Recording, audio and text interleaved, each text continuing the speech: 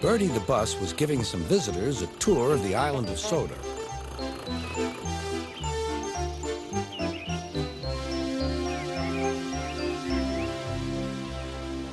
It was their last afternoon, and Edward was preparing to take them to meet Bill and Ben.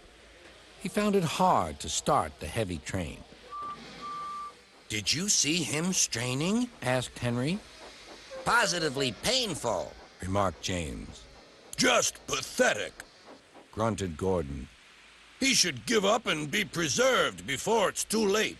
Shut up, burst out Duck. You're all jealous. Edward's better than any of you.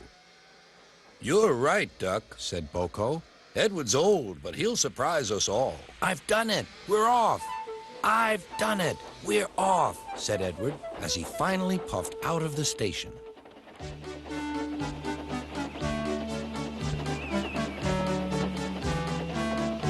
Bill and Ben were delighted to see the visitors. They loved being photographed. Later, they took the party to the China Clay Works in a brake van special.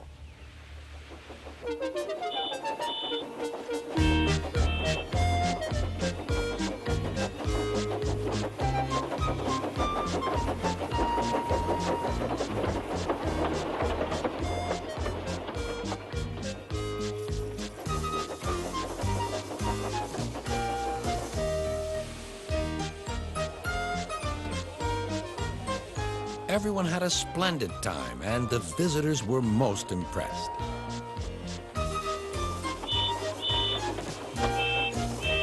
Then Edward took the visitors home.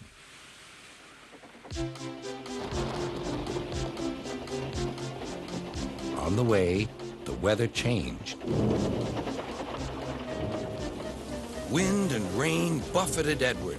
His sanding gear failed, and his firemen rode in front, dropping sand on the rails by hand. Suddenly, Edward's wheels slipped fiercely, and with a shrieking crack, something broke. The crew inspected the damage. Repairs took some time. One of your crank pins broke, Edward, said his driver. We've taken your side rods off. Now you're like an old-fashioned engine. Can you get these people home? They must start back tonight.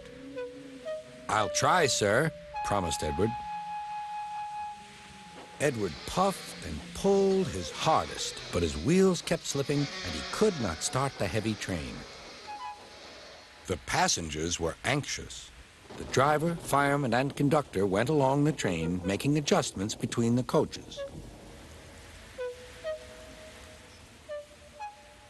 We've loosened the couplings, Edward. Now you can pick up your coaches one by one, just as you do with freight cars. That'll be much easier, said Edward. Come on, he puffed and moved cautiously forward. The first coach moving helped to start the second, and the second helped the third.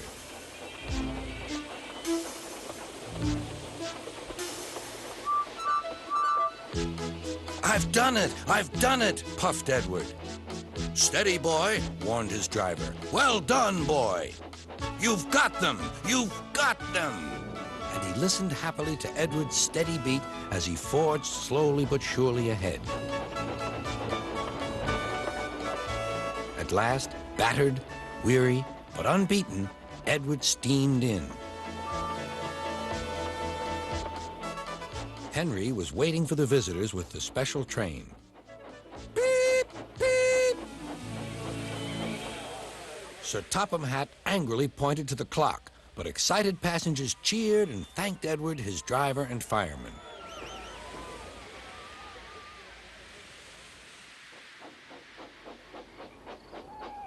Duck and Boko saw to it that Edward was left in peace.